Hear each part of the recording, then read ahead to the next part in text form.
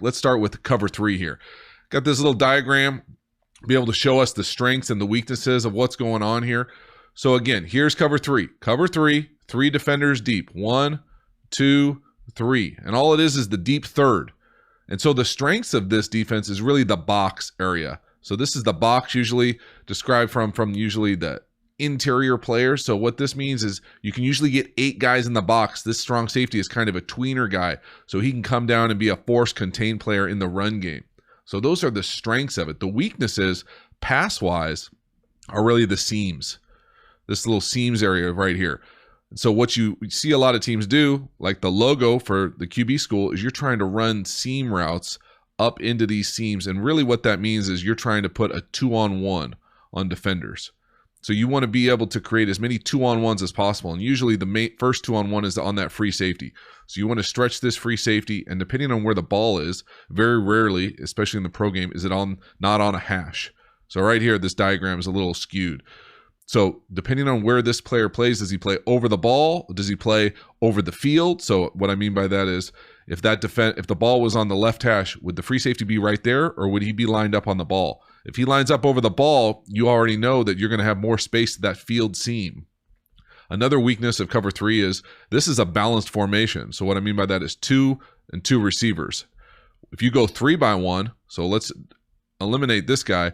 Now where does he line up? Where does that middle field player line up? Does he line up, split the formation? Does he still line up over the ball? Because now we can do 4 verticals from a 3-by-1, which basically you're still attacking the same seams. It just gets there differently, and they have to align differently for the run game and what those pass games look like out of a 3-by-1 set. Because if they don't align properly, we can screen them. We can do all sorts of different things. So the essence, the weaknesses pass game are these seams, and then usually you can get anything in the flat you want. Because these players, linebackers from the box, not going to be able to run out to the flat. Strong safety coming down is going to really struggle to cover any sort of quick out or hitch by these flat defenders. Another thing you'll see oftentimes versus 3 deep is just slants. You're going to we want to put a 2-on-1 on these defenders. So a little slant with a flat. Again, 2-on-1. You're putting a 2-on-1 on this player right here. A 2-on-1 on this flat defender. They can't be right. So that's what you're always trying to get in zone coverage. So again, cover 3, the seams, anything in the flat. You're going to know that they're probably going to have a numbers advantage in any sort of run game. So you got to be careful with that. But again, cover 3, we're thinking seams and flats for the weaknesses. The strengths are they get an extra player into the run game. So that's cover 3. All right, so I think I've shown this diagram before. But again, let's talk just about what the essence of cover 3 is. We got 3 deep players. Doesn't matter who they are. 3 deep, and then usually 4 underneath. We got the middle hooks and the flat curl areas. And it doesn't matter who they are. 4 under, 3 deep. Again, cover 3 because there's 3 deep players. Now the different variations, this is just straight up normally cover 3. Cover 3 sky, I've also heard it referred to.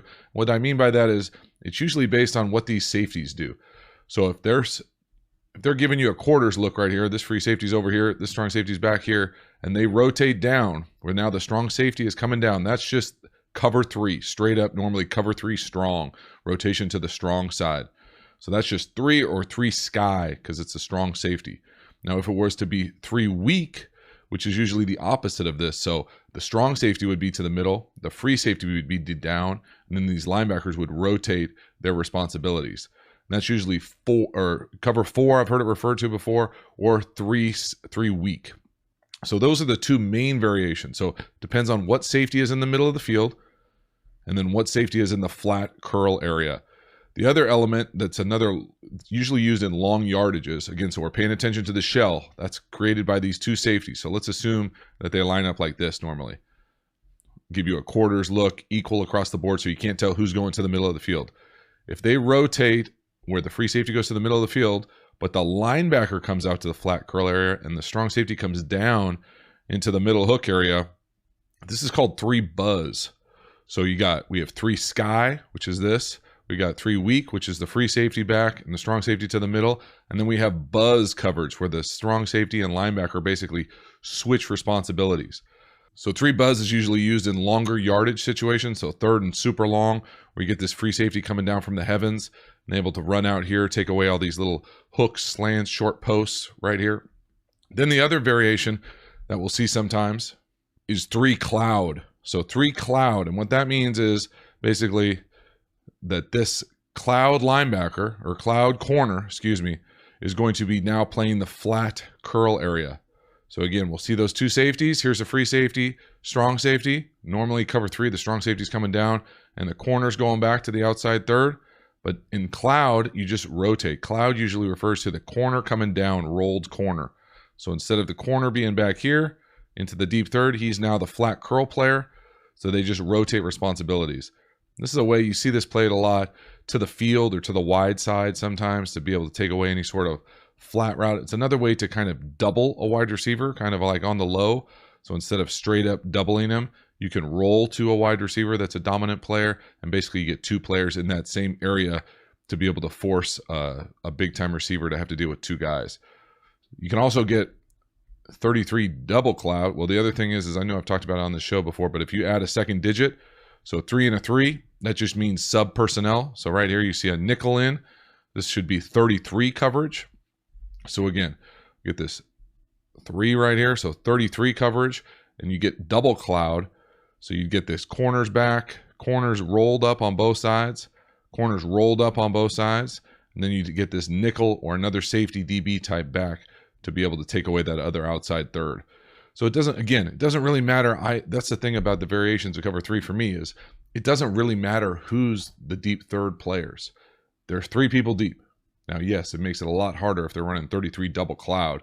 You'll usually only see that in like a prevent 2-minute super long yardage situation, or if you have a super dominant player on the perimeter. But again, any variation of cover 3 is just who's the middle field player, who's coming down into the middle hook or flat area, which DB type is. So is it 3 strong, 3 sky, 3 weak, 3 buzz, 3 backer, all sorts of different variations, 3 cloud. But again, the essence of it, if you're playing quarterback, it really doesn't matter. It's middle field closed. Some plays will be based on rotation. So which way are they rotating? Because you get an extra force player or player in the run game. So again, it does matter, 3 weak, 3 strong, but very rarely do you go to a rotation or away from a rotation. The other thing rotation will tell you, and what I mean by rotation is who's coming down, who's going back to the middle third. So to rotation, you'll usually be where the pressure is coming from if they want to hit you with the dog blitz or a fire blitz or whatever. And all those terms are just, is it a linebacker pressure or a DB type pressure? So if usually you rotate into the pressure to be able to basically replace the linebackers or DB type players that are blitzing. So you would very rarely rotate away from pressure, and because it's going to basically void 2 zones. So again, it doesn't really matter. That's the thing. 3 deep is 3 deep. There's 3 deep players. There's 4 underneath players usually. Everything else is just different variations of the same thing. Don't overcomplicate it. Just be able to see who's in the middle of the field, where the rotation is, man or zone, go from there.